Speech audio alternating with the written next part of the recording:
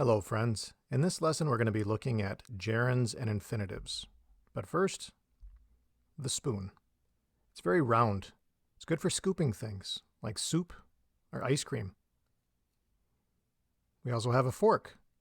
It's good for poking things like steak or eggs. But what if we take the two and put them together? We get the spork. Now, why am I talking about sporks with gerunds and infinitives? Because gerunds and infinitives are words that are kind of like sporks in grammar. Let's see how. So first, a gerund is the ing form of a verb, but it works like a noun in the sentence.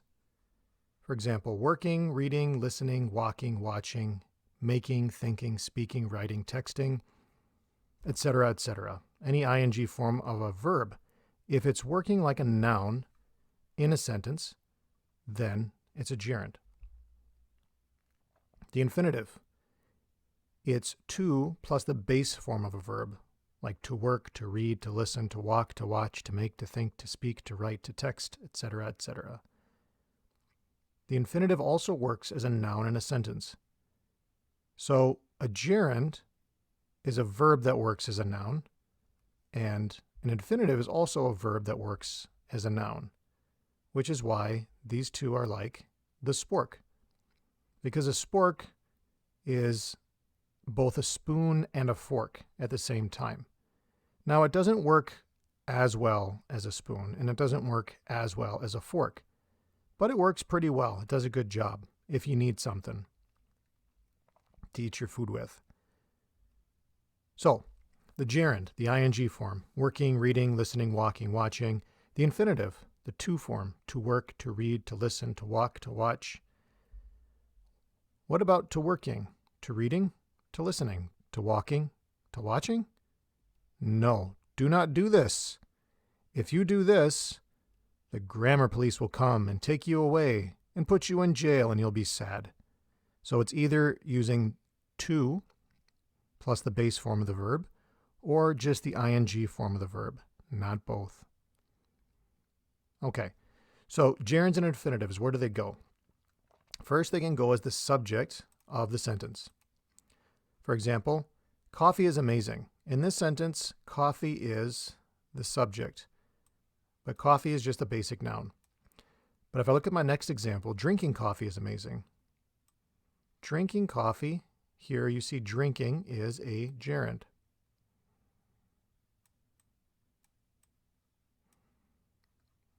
But it's also working as the subject of the sentence. So it's taking the same place as that noun right there. To drink coffee is amazing. It sounds a little bit weird, but it's doing the same thing. So to drink is an infinitive.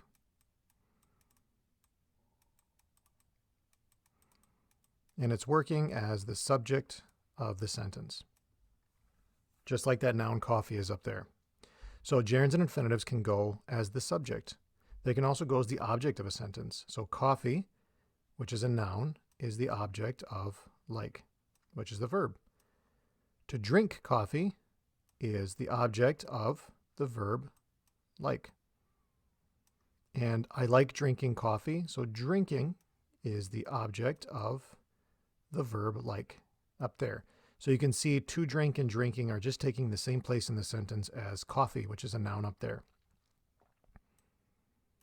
So, gerunds and infinitives can be the subject of the sentence, or they can be the object of the sentence. But, and here's the amazing part, they still work as verbs. For example, I like to drink coffee. So, as I said, to drink is an infinitive, and it's working as the object of the verb like.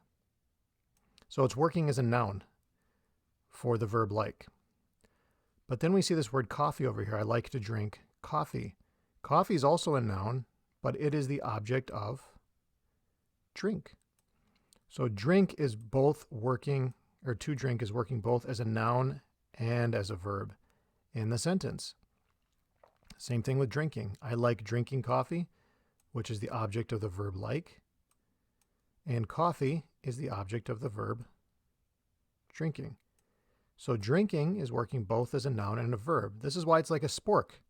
It's doing both jobs It's both a noun and a verb. I know, your mind is blown, right? But wait, there's more. Let's dig into gerunds a little bit. As I said, gerunds can be the subject of a sentence, like drinking coffee makes me happy. So makes is the verb, which means drinking coffee is the subject.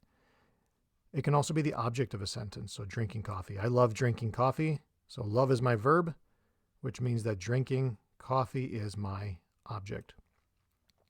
Or it can be the object of a preposition. I find joy in drinking coffee. So in here is a preposition. And drinking coffee is the object of that preposition right there. So those are the three main places that a gerund will go in the sentence: as a subject of a verb, as an object of a verb, or as an object of a preposition. So here are some common verbs followed by gerunds. Discuss. Let's discuss, verb.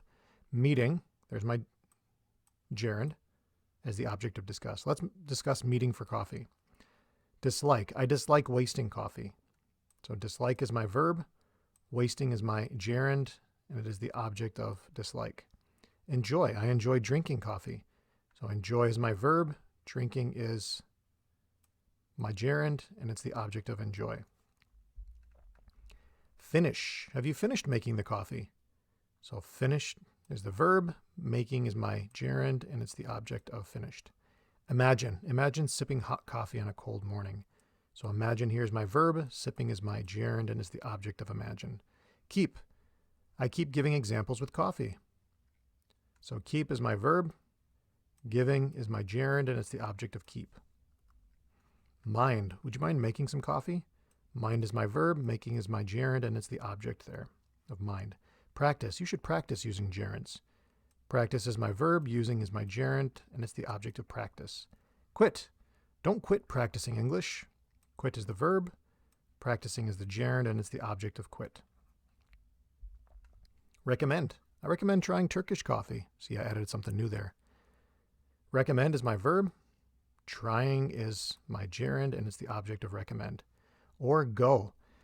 We use go with gerunds quite often in English. For example, now that everybody is stuck at home, you can go grocery shopping.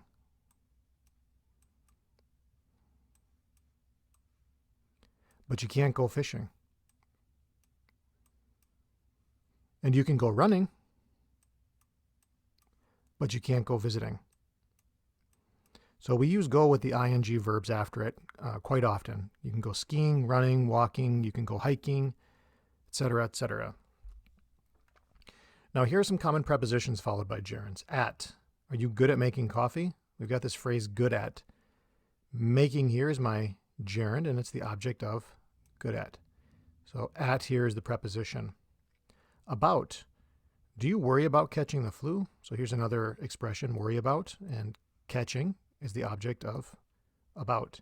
By. I like to relax by listening to music. So by here is my preposition, and listening is my gerund. It's the object there. For. I'm thankful for being alive. So thankful for, there's another good expression, and being here is the object of for. From. I'm tired from working all day. So from is my preposition, and working is the gerund. That's the object.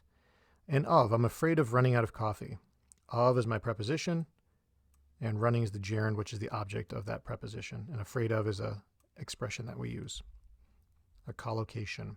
Now let's look at infinitives. Infinitives work a little bit differently than gerunds. They're basically the same, but they have a couple of unique things. So an infinitive can work as the subject of a sentence, but usually you'll have a gerund as a subject, not the infinitive, because if you look here at this example, to err is human, to forgive divine. Might not make sense to you right now, but they're using infinitives. This is an old English expression. Not old English, but it's an old expression in English. So to err is human. To err means to make a mistake. So it's human to make a mistake. It's a human thing to do. Every human makes mistakes. To forgive is divine. To forgive, divine. Divine means it's godly. It belongs to God. So it's a godly thing to do, to forgive. So to err is human, to forgive, divine. We've used an infinitive as the subject in both places, but it sounds a little bit strange. That's because we often only use infinitives as subjects in very formal or kind of older style of writing. It's not something we do in everyday conversation. As I said before, if you want to use one of these as a subject of a sentence, it's usually the gerund. We can also use the infinitive as the object of a verb, and this is more common. So I love to drink coffee. So to drink is my infinitive, and it is the object of the verb love. So to drink is the object. Or we can use the infinitive as a statement of purpose, and this is different than the gerund. So I drink coffee to stay awake. So to stay awake is answering the question of why. What is the purpose? Why do you drink coffee? To stay awake. We'll look at some more examples of that in a minute. So here are some common verbs followed by infinitives. You'll notice that this list is different than the verbs followed by gerunds. Afford. I can't afford to waste time. So to waste is my infinitive. Afford is the verb. To waste is the object of afford. Agree. My neighbor agreed to help me. So agree is my verb. To help is the infinitive, which is the object of agreed. Ask. My son asked to have a snack. So asked is the verb. To have is the infinitive, and it's the object of asked. Decide. We decided to play a game. So decide is the verb. To play is the infinitive, and it's the object of decide. Get. I get to have a cup of coffee in the morning. So get is my verb. To have is the infinitive, and it is the object of get. Help. It would help to know how to use a computer. So help is my verb. To know is the infinitive, and it is the object of help. Intend. I intended to go for a bike ride, but it was probably snowing or something outside, because that's what it does. So intend is the verb, and go is the infinitive, and it's the object there. Learn. Have you learned to use infinitives yet? Learn is the verb. To use the infinitive, it's the object of learned.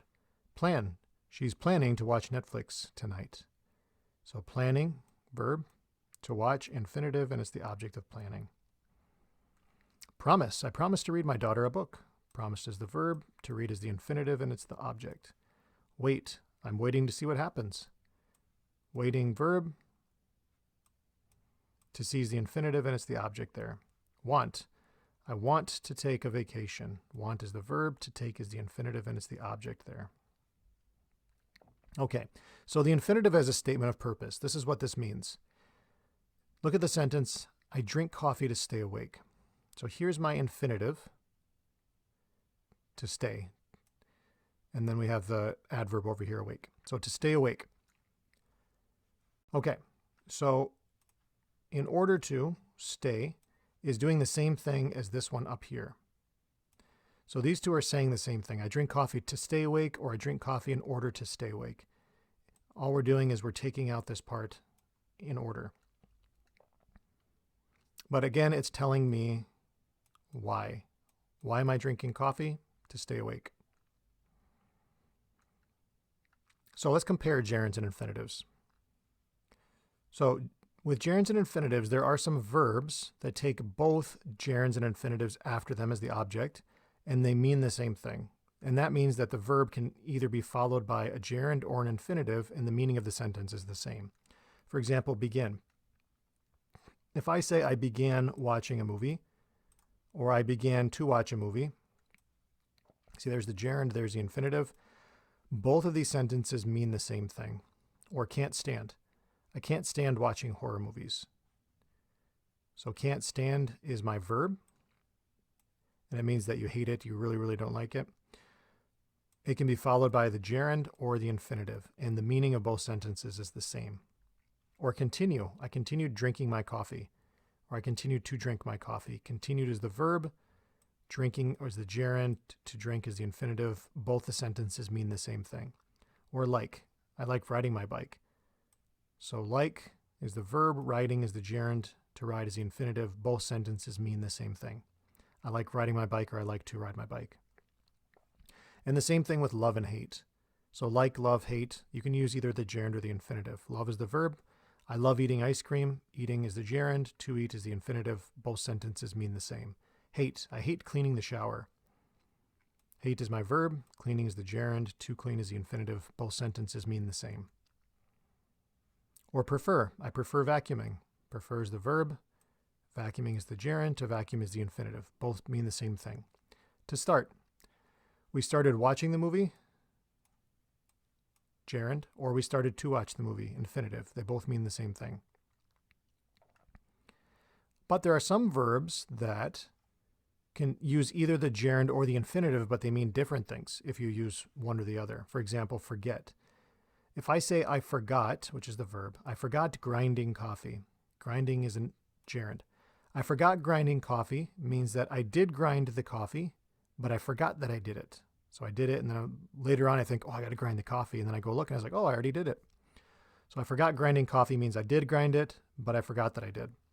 I forgot to grind coffee. So again, forgot is the verb, to grind is the infinitive. This one means something different. If I say I forgot to grind coffee, it means that I didn't grind the coffee because I forgot to do it. So I forgot grinding coffee. I forgot to grind coffee. They look almost the same, but they mean very different things. Or stop. I stopped to drink coffee. Stopped is my verb. To drink is the infinitive. This means I stopped what I was doing before in order to drink a coffee. For example, maybe I was driving somewhere and I thought, you know what? I could go for a coffee right now. So I stop on my way that I'm driving and I get a coffee. Now, if I say I stopped drinking coffee, drinking being the gerund form, this means that for some reason I don't drink coffee anymore. Maybe I went crazy, I don't know, but it's not good. So stop to drink coffee, that's a good thing. Stop drinking coffee, sad face. Now here's something cool you can do with the gerund and the infinitive. You can actually switch their position in the sentence, and this is an option that you can use to have sentence variety. So let's take the sentence, drinking coffee is wise. Drinking here, drinking coffee is the gerund phrase. This is working as the subject. And my verb is. So drinking coffee is wise. Wise being an adjective here.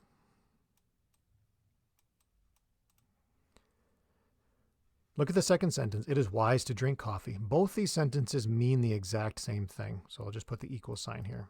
They both mean the same thing. But what I did was, in the second one, I used the infinitive form as an object in the sentence. Well, it's as a complement, actually, because the verb is. So I start the sentence with it, the meaningless it. It is wise. So all I did was I took the gerund out of here and I put it. So it is wise to drink coffee. So I took drinking coffee, I changed it to the infinitive, and I put it after the word wise. So again, both of these sentences mean the same thing. All we're doing is we're using the gerund form as the subject in one sentence and the infinitive form as a complement in the second sentence. Or finding toilet paper is difficult. So finding toilet paper, there's my gerund phrase. That's the subject of the sentence. And then we've got the verb is. And then we've got another adjective, difficult. Now I can take this and switch it around using an infinitive. So again, I change the gerund subject into it. I keep the same verb is. I keep my same adjective, difficult. And then what I do is I take this gerund phrase and I move it to the end as an infinitive phrase. So finding toilet paper is difficult becomes it's difficult to find toilet paper. And again, both of the sentences mean the exact same thing. So this is a pretty cool little trick you can do to add some variety to your writing. If you have a sentence pattern like this where you've got a gerund subject with the linking verb and the adjective after it, you just put the gerund subject after the adjective as an infinitive phrase. Again, listening to music is relaxing. So listening to music is the subject. Is the verb, and relaxing is the adjective. I just take that gerund phrase and I switch it to an infinitive phrase, put it at the end of the sentence. And then I just put it as the subject. So everything's the same except I moved the gerund phrase to the end. So listening to music is relaxing. It's relaxing to listen to music. Both mean the same thing. Now, there's one more thing with gerunds and infinitives to keep in mind. It's when you're making a list of things. So in English, when you're making a list of things in a sentence, you want to keep the same form for each item on the list. For example, I like music, books, and coffee. So music is a noun, books is a noun, coffee is a noun. That means that each of these things is the same form, which means they are in parallel with each other. They're keeping the same form. Because you know, parallel means two things that follow the same line. So all of these are in parallel with each other. I like to listen to music, read books, and drink coffee. So to listen is an infinitive, read, infinitive, and drink, infinitive. Now you're probably wondering why we didn't put the word to here. So you could say I like to listen to music, to read books, and to drink coffee. But it sounds repetitive, so we only need to put the to at the beginning here. So I like to listen to music, read books, and drink coffee. This is all in parallel with the infinitive. I like listening to music, so we have gerund. Reading books, gerund. And drinking coffee, gerund. It's all parallel, meaning it all has the same form. But look at this one. I like music, reading books, and to drink coffee. Do you see the problem here? Music is a noun. Reading is a gerund. And to drink is an infinitive. So these items are not parallel with each other. It's a mixed up jumble here. It's a mess.